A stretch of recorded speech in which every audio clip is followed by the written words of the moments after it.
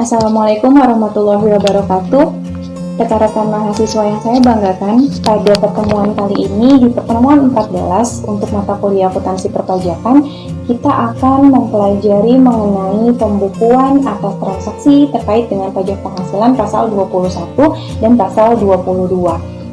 Pembukuan yang dimaksud di sini adalah bagaimana kita mampu mencatat seluruh transaksi ekonomi yang merupakan siklus awal dari akuntansi keuangan. Di perpajakan sendiri kita tidak mengatur mengenai bagaimana melakukan jurnal yang benar. Oleh karena itu, pencatatan yang akan kita lakukan di sini adalah mengadopsi atau kita catat berdasarkan apa yang diatur dalam akuntansi keuangan yang dasarnya adalah PSAK atau pernyataan standar akuntansi keuangan. Hal ini berarti selain kita harus mampu memahami pencatatan jurnal yang baik dan benar, kita juga harus mampu memahami undang-undang pajak agar apa yang kita catat menjadi benar dengan tarif yang benar, dengan menentukan dasar pengenaan pajak yang benar yang semuanya tertuang dalam undang-undang pajak. Oleh karena itu, pencatatan terkait transaksi pajak penghasilan ini adanya di mata kuliah akuntansi perpajakan. Oke, untuk pajak penghasilan pertama yang akan kita bahas cara penjurnalannya adalah pajak penghasilan pasal 21. Sekedar mengingatkan kembali bahwa berdasarkan atau menurut Undang-Undang Pajak Penghasilan Nomor 36 Tahun 2008 yang ada pada pasal 21 ayat 1, pajak penghasilan pasal 21 itu sendiri adalah pajak penghasilan yang dipotong atas penghasilan yang berasal dari pekerjaan, jasa, atau kegiatan yang diterima oleh wajib pajak orang pribadi dalam negeri. Nah, yang sering kita dengar tentang pajak penghasilan pasal 21 adalah terkait dengan transaksi gaji. Nah, pada pajak penghasilan pasal 21 di sini kita tidak akan terfokus pada bagaimana cara menghitung pajak penghasilan pasal 21 yang benar, karena terkait dengan penghitungan PPh pasal 21 sudah pernah dibahas pada mata kuliah perpajakan 1. Tetapi fokus kita di sini adalah bagaimana melakukan jurnal yang tepat, jurnal yang benar terkait dengan pemberian gaji kepada karyawan yang telah dipotong PPh pasal 21. Nah, oleh karena itu, saya langsung saja ingin memberikan sebuah ilustrasi transaksi pemberian gaji dari perusahaan kepada karyawan yang telah dipotong PPh 21. Saya ilustrasikan misalnya PT Pasifik memberikan gaji kepada Tuan Abdul sebesar 15 juta setiap bulannya. Selain memberikan gaji, PT Pasifik juga memberikan tunjangan transport sebesar 1.200.000 misalnya. Nah, selain memberikan gaji dan tunjangan transport, PT Pasifik juga menanggung premi asuransi berupa jaminan kematian dan jaminan kecelakaan kerja Tuan Abdul sebesar 185.000. Selain hal-hal tersebut, ada satu komponen lagi yang menjadi pengurang gaji dari Tuan Abdul, di mana Tuan Abdul harus membayar iuran pensiun dan iuran tunjangan hari tua sebesar 170.000. Nah, komponen-komponen ini kemudian akan diracik sehingga kita akan menemukan atau mendapatkan PPh 21 terutang setiap bulannya.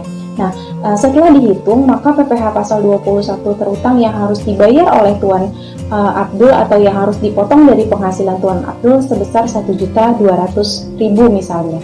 Maka dari itu, dari sisi pemberi kerja atau PT Pasifik itu sendiri harus melakukan penjurnalan atas gaji yang dibayarkan, atas tunjangan transport yang dibayarkan, dan atas PPh pasal 21 yang telah dipotong dari penghasilannya Tuan Abdul tadi. Maka PT Pasifik melakukan penjurnalan sebagai berikut.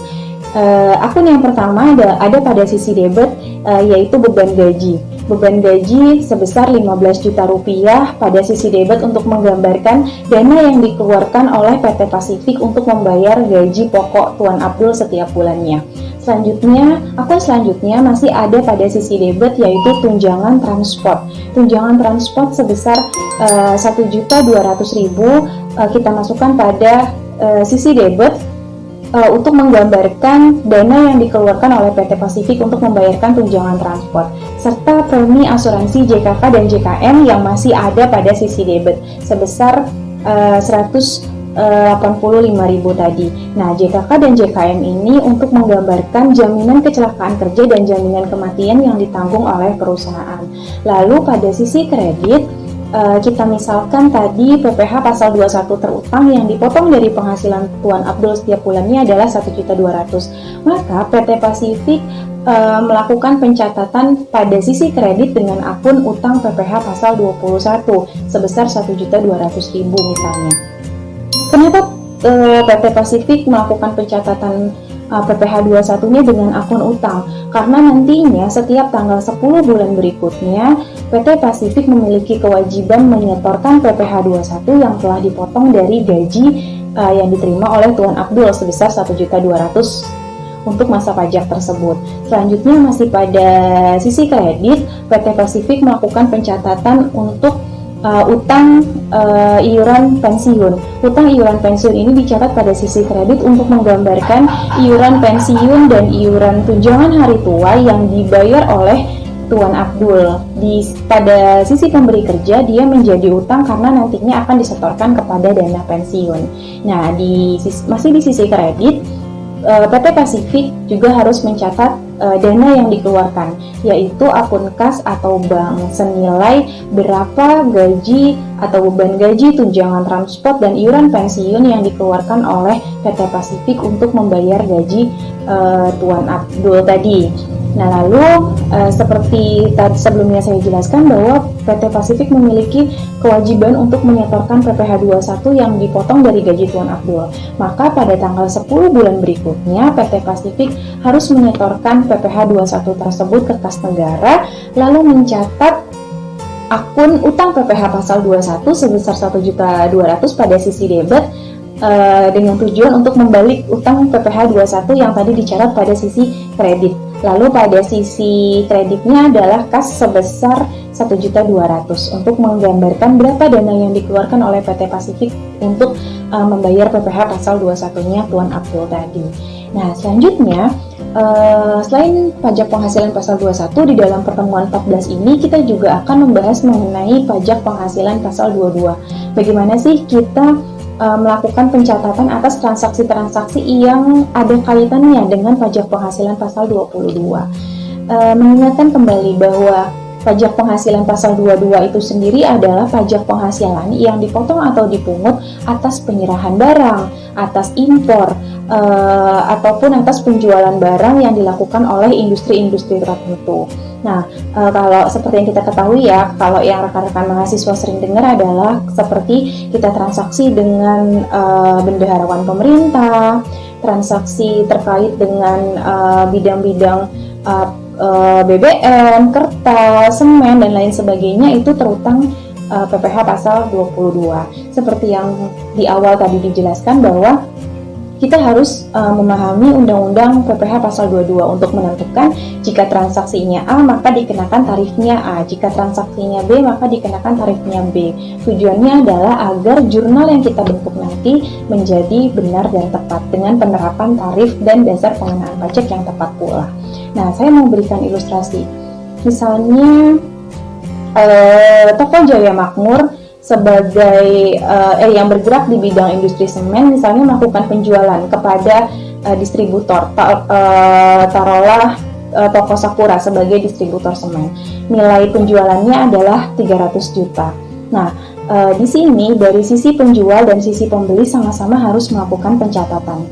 Nah, sebelum melakukan penjurnalan yang benar, kita harus mengidentifikasi terlebih dahulu atas transaksi tersebut terutang pajak apa. Atas transaksi tersebut terutang dua jenis pajak. Yang pertama adalah pajak pertambahan nilai sebesar 10% dari harga jual. Yang kedua adalah terutang pajak penghasilan pasal 22 sebesar 0,25%. Nah, selain itu kita juga harus memahami mengenai kewajiban masing-masing wajib pajak baik dari sisi penjual maupun dari sisi pembeli. Baru setelah itu kita bisa melakukan penjurnalan atau pencatatan transaksi dengan benar. Nah, berarti dari sisi penjual atau PT Jaya tadi, PT Jaya atau sisi penjual akan mencatat jurnal sebagai berikut. Pada sisi debit, PT Toko Jaya akan menjurnal akun kas atau bank untuk mencatat pemasukan atau pendapatan yang diterima oleh si penjual tadi atau PT Jaya tadi dari transaksi penjualan semen ke distributornya. Nah, akun kas di sini atau pendapatan yang diterima oleh PT Jaya tidak hanya komponennya harga jual saja, tetapi tadi ada pajak yang terutangnya, yaitu pajak pertambahan nilai dan PPh pasal 22. Maka tadi di sisi debit akan dicatat akun kas atau bank, di sisi kredit akan dicatat utang PPh pasal 22 sebesar 300 juta tadi dikali 0,25%, yaitu 750.000. Kenapa dicatat sebagai utang PPh pasal 22? Karena toko Jaya tadi yang melakukan penjualan atau si penjual tadi memiliki kewajiban untuk melakukan pemungutan PPh pasal 22 kepada pembelinya atau toko Sakura tadi. Maka dicatat sebagai utang yang nantinya akan disetorkan ke kas negara. Masih pada sisi kredit akan dicatat PPN-nya akan dicatat sebagai PPN keluaran karena dari sisi penjual. PPN keluaran berarti sebesar 30 juta atau 10% dari 300 juta. Selain itu, PT Jaya atau sisi penjual juga akan mencatat akun penjualan pada sisi kredit untuk menggambarkan berapa penjualan yang dicatat sebesar harga belinya. Oleh karena itu, kas yang didapat atau dana yang diterima oleh si penjual sebesar harga jual 300 juta ditambah dengan PPh pasal 22 750.000 ditambah dengan PPN keluaran 30 juta sehingga total kasnya adalah 337.500.000. Sedangkan dari sisi pembeli akan mencatat akun pembelian pada sisi debit sebesar harga belinya yaitu 300 juta. Selain itu, karena sisi pembeli tadi sudah dilakukan pemungutan PPh 22, maka sisi pembeli melakukan pencatatan PPh pasal 22 dibayar di muka pada sisi debit. Pertanyaannya adalah kenapa PPh 22 dibayar di muka? Karena pada akhir tahun nanti, si pembeli atau PT Sakura ini memiliki hak untuk mengkreditkan PPh pasal 22 yang sudah dibayarnya. Jadi, dicatat sebagai PPh 22 dibayar di muka. Ya, nanti pada akhir tahun akan dibalik dengan kredit pajak PPh pasal 22 sebesar 750.000. Selanjutnya masih pada sisi debit, si pembeli atau PT Sakura tadi mencatat PPN-nya juga, tetapi di sisi debitnya atau di sisi pembelinya adalah namanya bukan PPN keluaran lagi, tapi PPN masukan sebesar 30 juta. Lalu pada sisi kreditnya dicatat sebagai kas atau bank untuk menggambarkan berapa dana yang dikeluarkan oleh PT Sakura untuk melakukan pembelian semen tadi, sama nominalnya senilai harga beli 300 juta ditambah PPN masukan 30 juta ditambah PPh pasal 22 750.000. Kurang lebih seperti itu pencatatan atas transaksi terkait dengan pajak penghasilan pasal 21 dan PPh pasal 22. Semoga bermanfaat. Sampai bertemu pada pertemuan selanjutnya tentang pajak penghasilan yang lainnya. Assalamualaikum warahmatullahi wabarakatuh. Olha a explosão quando ela bate com a bunda no chão, quando ela mexe com a bunda no chão, quando ela joga com a bunda no chão, quando ela sarra